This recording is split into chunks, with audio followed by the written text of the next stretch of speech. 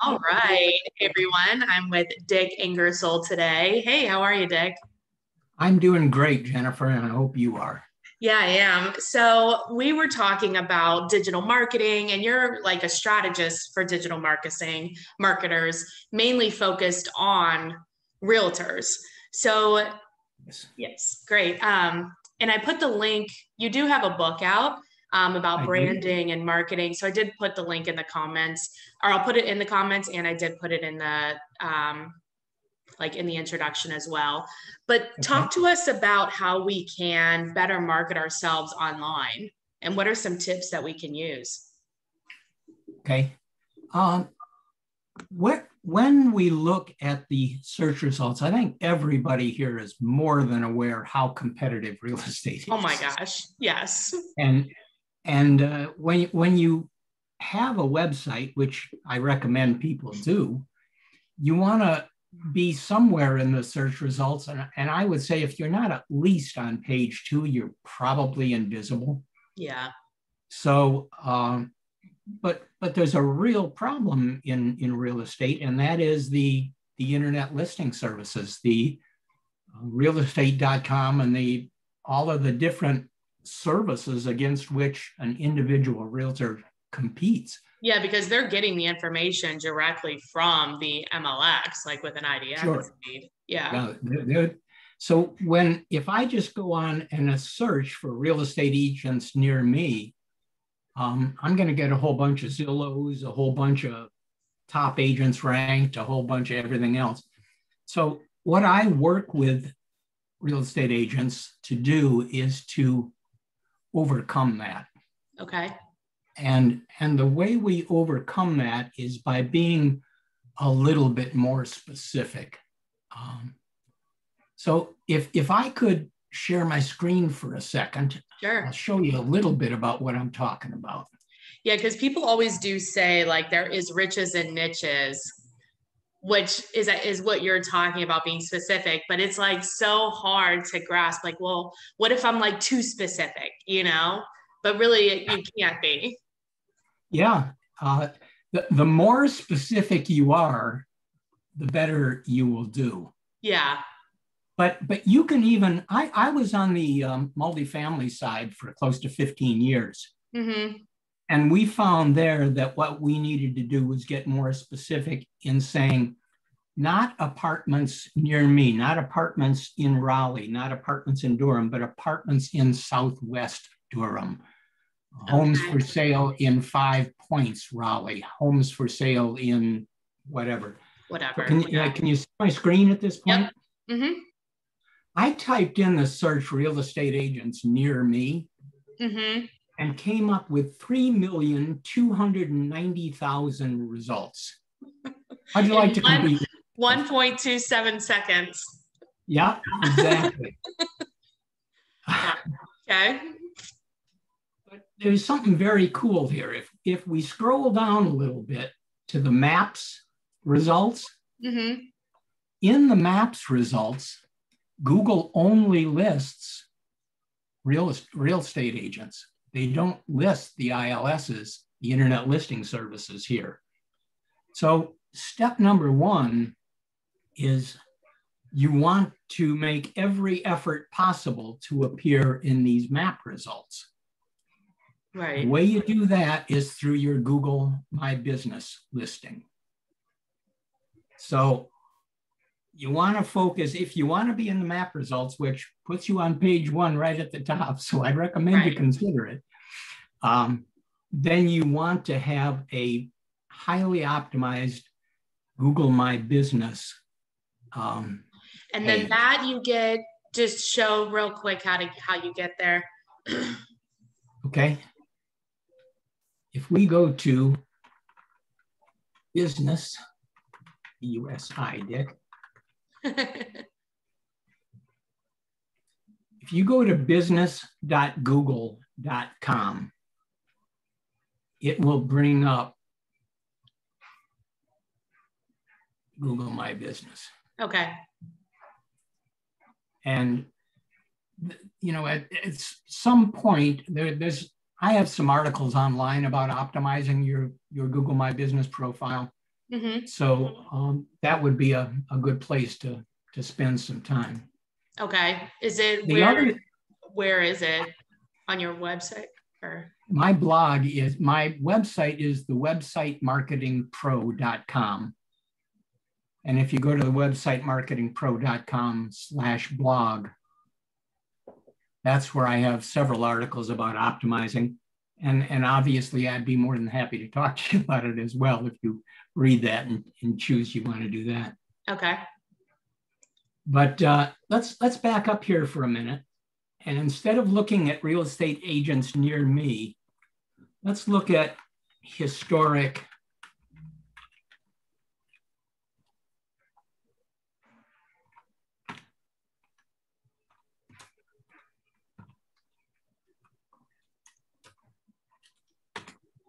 homes real estate agents near me.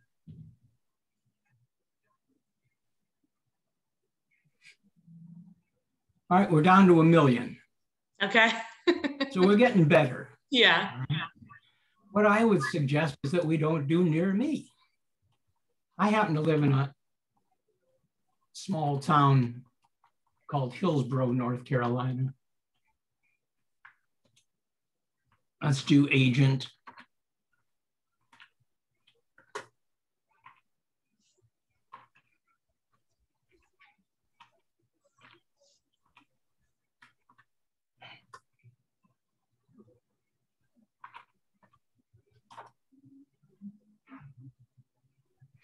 I don't want to get too far in the weeds, Jennifer, but it just as an example of what you can do Right.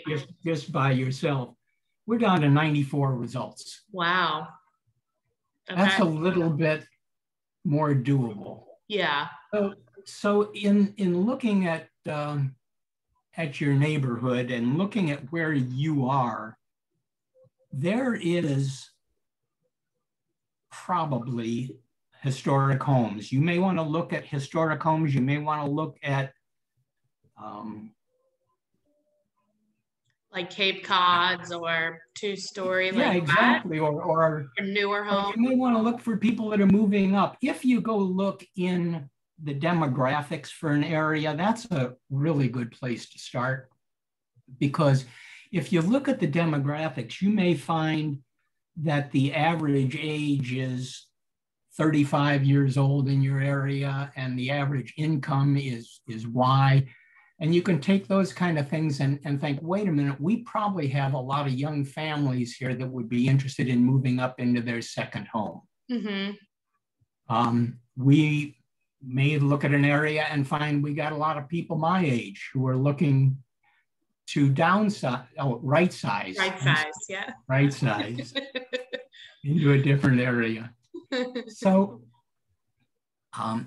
there's so many things you want to consider in looking at that. And I'm guessing that niching in real estate is not something new to real estate agents. I think they're probably aware of it, but you want to niche in both geography and property types. That makes sense. And even if, like, what do you say to people when they're like, but I serve more than that area? Like, why would I kind of niche it down? Okay. That's a question I get at least once or twice a day. I'm sure. And the answer is, what I am focusing on here is the Google search results. Mm-hmm. So what I'm asking you to consider is that you look for a way to be found in the Google search results. Right. And if you're going to be a generalist, that's fine. But as far as Google's concerned, if you are a generalist, you're invisible. If you are a specialist, you're not. And quite frankly, you know, if you talk about specialties, look at a general practice doctor, what right. he makes compared to a surgeon. I mean, and true. And as you said, the riches are in the niches. And yeah. If you're going to sell every house on the market to everybody, I'm not sure how that works. Yeah. No, that I makes think, sense. I mean, it's also thinking about like getting it down to what, like you said, what people are searching for, so that yeah, it's a lot better to be one of 94 than it is to be one of 1.4 million. yeah. Mm-hmm. And to get a little in the weeds, but basically, if on your web presence, now whether you have a page on your broker site or whether you have your own website, you should have access to saying what the title of that web page is, Right. and what the heading tags are, and what. So you want to, in that case, if I were doing this example that I did here, I would have historic homes, Hillsborough, North Carolina, in my title, and then I would have some delineator, a pipe or a dash or whatever, and then have the name, your name, or the agency name, whichever it is you're focusing on. Okay. Because the way Google ranks people is by relevance. How relevant is your content to what they searched? To what they search. Got it. That makes sense. So by making your page a little more relevant, and the primary tags in a search result are the title, the description, and what we call the H1 or the primary heading. Okay. So when you look at a listing, this is the title. This is what you put in the title of your web page. Okay. This section down below is what you put in the description of your page. So by using, in this case, this realtor put historic homes and real estate, Hillsborough, North Carolina, in their title, and they also included it in their description. And by including it in your description, you then also get it bolded so that it's more likely to get clicked on. It stands out more.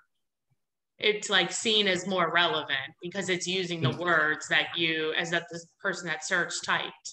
So like, are these like if you have your website, are these like, they're like in the body of the website or a blog or something like that?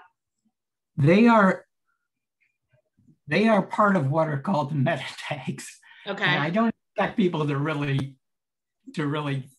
get in there and understand that. But when you set up a web page, typically on, let's say WordPress, if you have a WordPress site, yeah, on WordPress, the title that you put at the very top in WordPress is the title and the H1 in WordPress.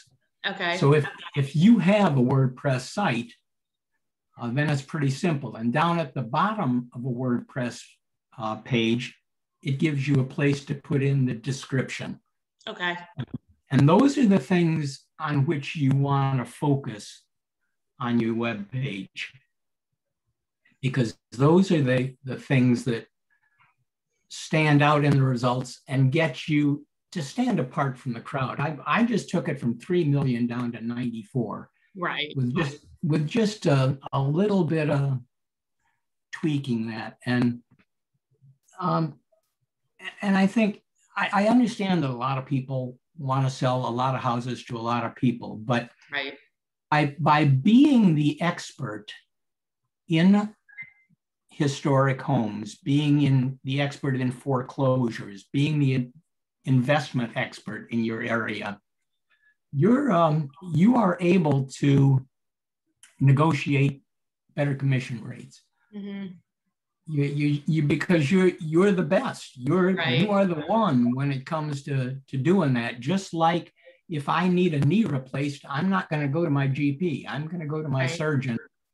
And the advantage is that when you get into these areas, then on your website, you can start to offer people who visit your website, now that you're actually getting traffic to your website, you can start to offer these people a giveaway, a something of value. I know, so often in real estate, we focus on the valuations. Everybody and their brother will give you a home valuation.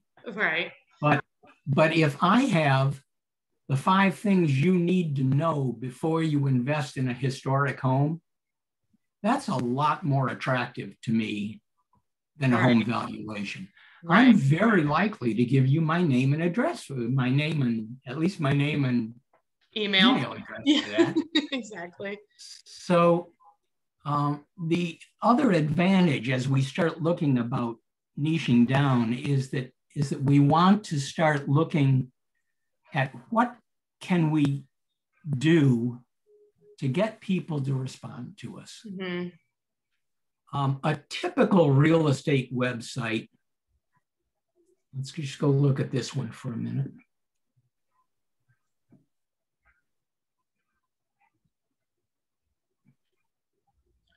Come on, sometime today would be appreciated. We got folks waiting. It happens. It's tired today. Well, when I have my video on it, it slows the computer down. Yeah. But if you look, when we get there, if you look at a typical real estate website, there's links across the top. Mm-hmm. There's all kinds of stuff, about me, and there's about the agency and about this. When you give people lots of choices, they don't know which one to take. Yeah. This is just human nature. We don't, if my wife tells me you got a choice between 5 things for dinner, I've got a problem because I'm never going to be able to answer the question. Right. If she tells me I'm having meatloaf, I'm good. Yeah. But let's not. So let's look at this site.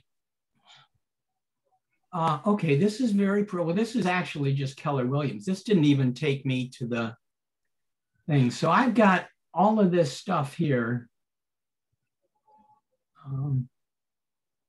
This doesn't engage me. Mm-hmm.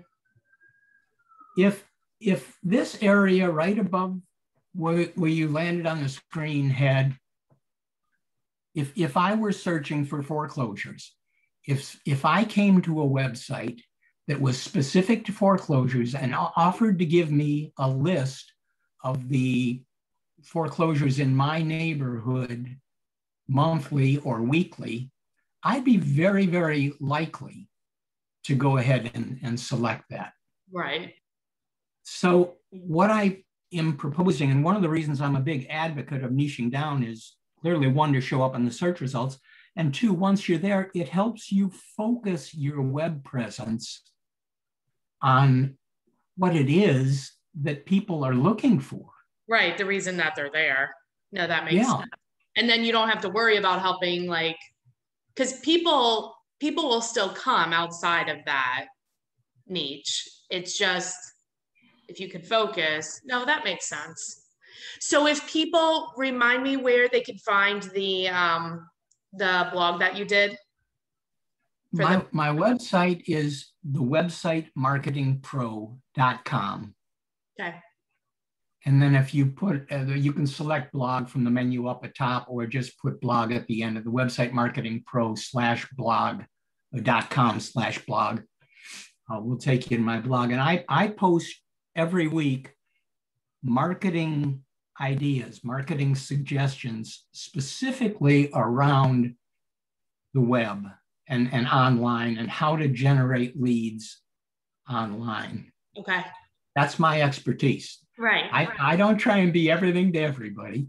Right. I focus in how to generate real estate leads from your website. That's my thing. Yeah. Been doing it for years successfully. So.